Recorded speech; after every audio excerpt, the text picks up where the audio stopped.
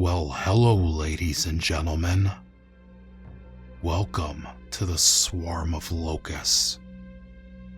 With today's episode, we're going to take this deep within the darkness.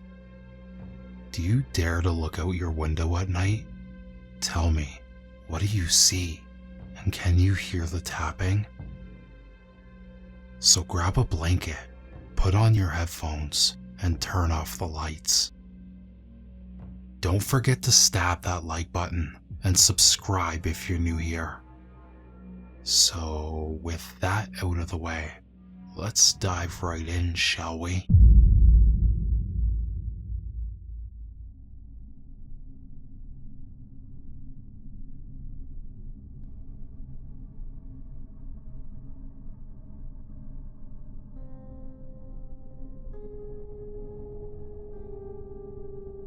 I awake suddenly and groan. I turn over to look at my alarm. 2:30 a.m. I have had trouble sleeping for a while now, and it seems to get worse every night.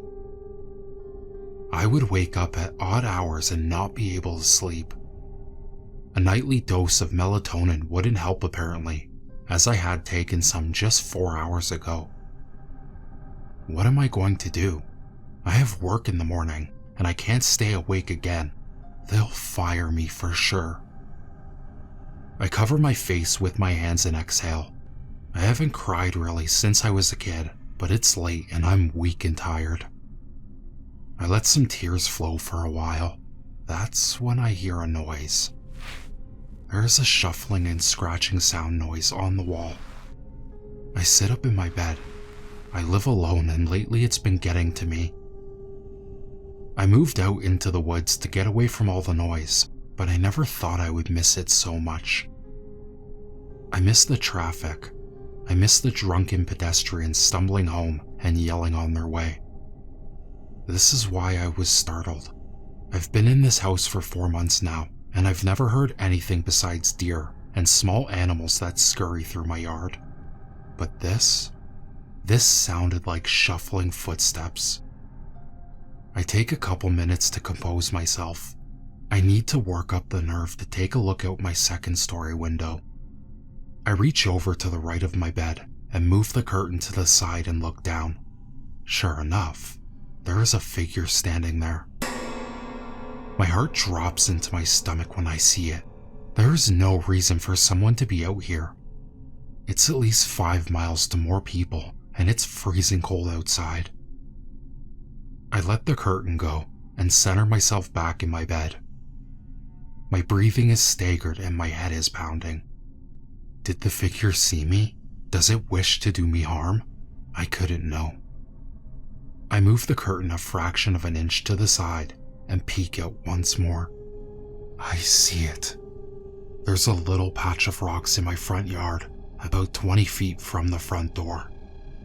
The figure is just walking in circles around the rocks. Walking isn't even the right word. It's striding, like a cartoon character who just got a promotion. As my eyes adjust to the dark, I can see it's a man. That's more than enough for me to grab my phone and dial 911. 911, what's your emergency? Says the operator. I take a deep breath. Yes, hi. I'm at 351 Millcroft. There's a man walking around in my front yard. I think he might be drunk. I'm not sure, but there's no reason for him to be here. I say to the operator. Alright, ma'am. We'll send the squad car out right now. You're a little ways out, so it'll take us a bit to get there. Alright? Make sure your doors are locked and sit tight. The operator says. I hang up the phone. I'm at least 90% sure I locked my front door, so screw going downstairs in my dark house. I get up and lock my bedroom door. That should be good enough if he gets in somehow. I move the curtain again and look out. I'm relieved to see he is still in my rocks, still striding in circles. I keep watching him.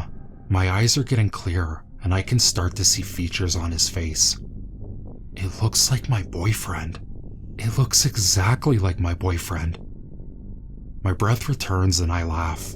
He's playing a stupid prank on me. I feel so dumb.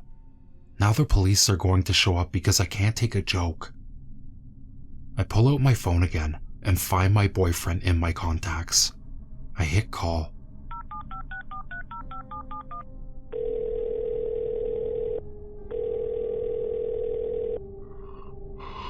Hello? Hey, you dick. What are you doing in my lawn? I said, half laughing. What? What are you talking about? My heart is pounding in my ears. My fear returns and my whole body shivers. Oh, shut up. I can see you. I yell, getting angry now. This isn't funny anymore. Honest to God, I'm in my bed right now. He says softly and groggily. I can hear the concern in his voice. I don't think he's lying.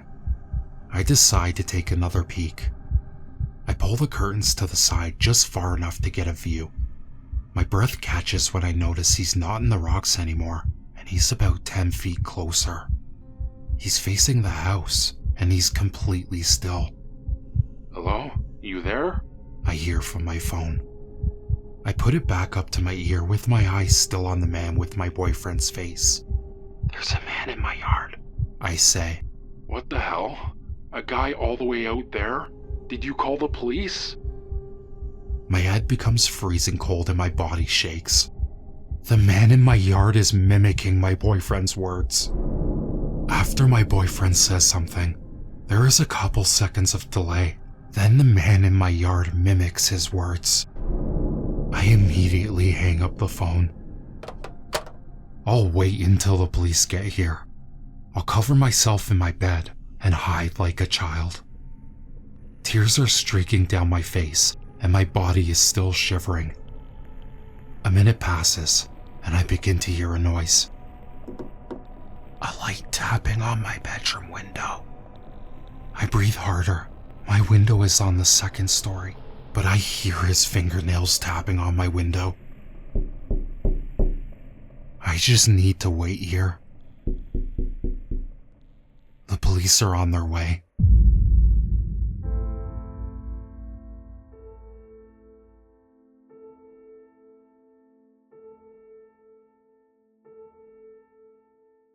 He was there again tonight, watching me through my window as I pretend to sleep. He's been coming to my window every night since I came to this place. He thinks I don't know he's here. He thinks he's clever, but I see him. I feel him. When he watches me, I'm stiff as a stone. My heartbeat races. I start to sweat and my blood runs cold. And I never move a muscle. Sometimes, he puts his hands on my window, his breath fogging the glass. Sometimes, I can hear him crying. His intentions are sinister. I know it. He started to come in my room now. He sits in a chair by the foot of my bed, breathing heavy breaths, polluting my air. Sometimes, he mumbles things. Sometimes, he hums lullabies. And sometimes, he just cries.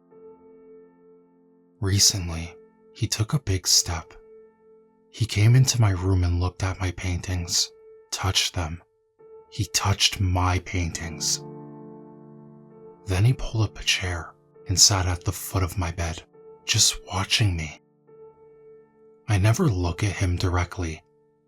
I've started to hear his whispers. They're too faint for me to understand, but I know they're there.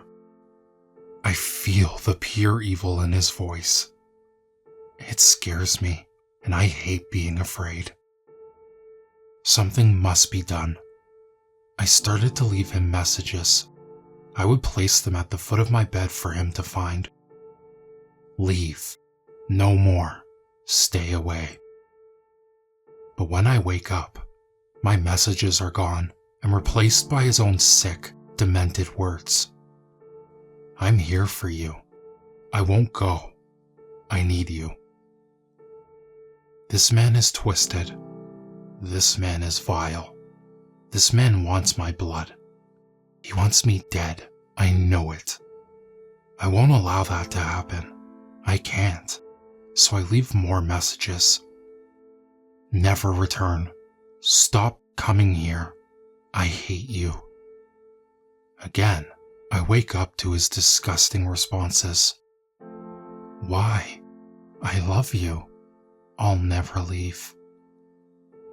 It burns my stomach that this man will not understand. It gnaws at my bones that he still chooses to come to my room. He thinks he can just get away with it, but I grow tired of this little game we play. Last night, I made sure to steal one of my art scissors and brought it to bed. I hid it under my pillow, pulled up my covers, and closed my eyes. Listening, waiting. He came to my window.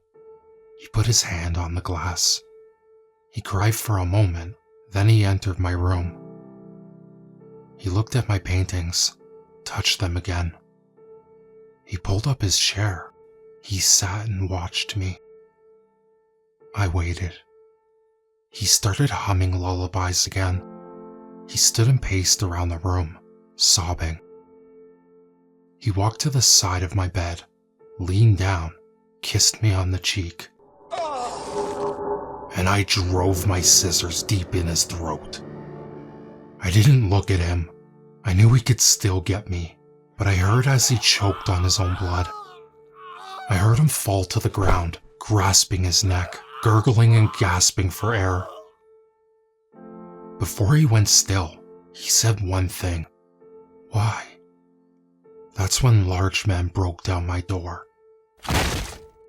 They ran to the dead evil man and took him away. They then took me away. They strapped me down and put me in a padded room. I don't understand why. I can't paint. I can't hang my art in here. Eventually, a man who said he was a doctor came in. He sat at the edge of my bed like the man at my window. He pulled out his clipboard and spoke. Miss Rucker, I'd like for you to explain to me why you did what you did. What brought you to your actions? Do you recall your thought process? Wasn't it obvious? I stopped the evil man from coming into my room and watching me. I saved myself from being taken by him. The doctor stared at me for a moment. Miss Rucker, I'm afraid you're not quite understanding what's happening to you. You've been in a terrible car accident in which you lost your 3 children. Because of this, you had an extreme mental breakdown and were admitted to Shining Pines Mental Health Facility. You've been here for quite some time. In fact, your husband has been the only one in your family to come see you since you've arrived. I stared at him blankly. Miss Rucker, I really don't know how to say this, but your husband was the man you just murdered.